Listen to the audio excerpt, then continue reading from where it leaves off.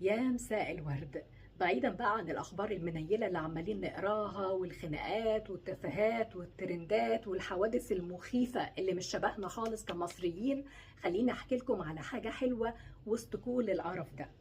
في قرية صغيرة في إسنا في جنوب الأقصر اسمها قرية الشيخ أحود. القرية دي من قرى المطانة، قرية عادية خالص زيها زي مئات القرى في صعيد مصر. القرية دي فيها أطفال ربنا ابتلاهم بمرض السرطان.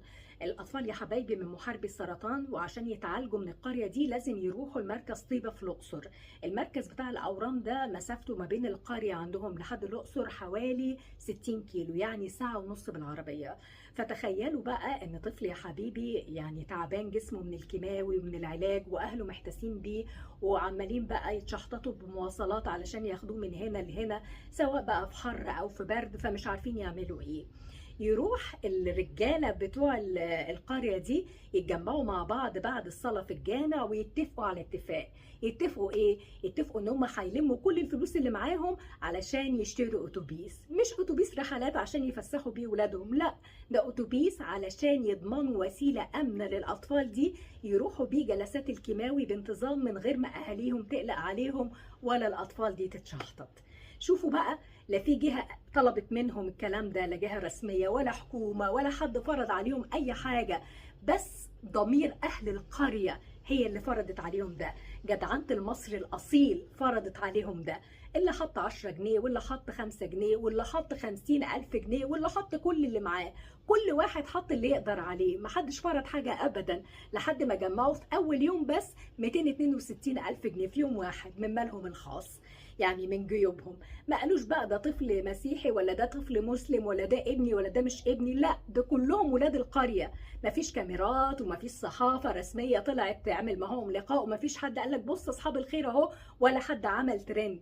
لا، دي النخوة المصرية، النخوة اللي احنا عارفينها كويس قوي، اللي بتبان في المواقف، بنتكلم عنها بنتفرج على عكسها احيانا في الاخبار والترندات، بس الحقيقة مش كده.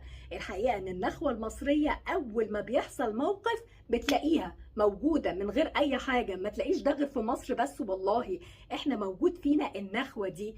تشوف وجع غيرك فتعتبره ان هو وجعك، فتروح بجد على طول عشان تساعده. تلاقي طفل محتاج وانت ما تعرفوش بس تقول لا ده ابن بلدي، ساعتها تعرف النخوة المصرية دي عاملة ازاي.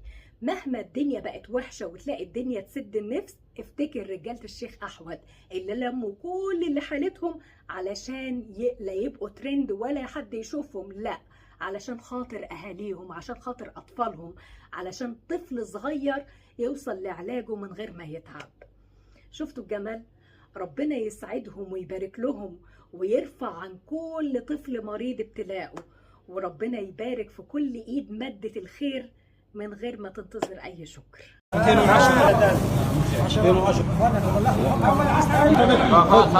25 جماعة الضريرين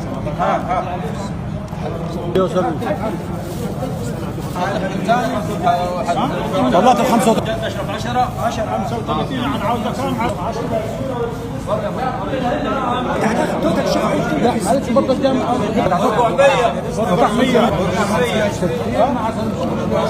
400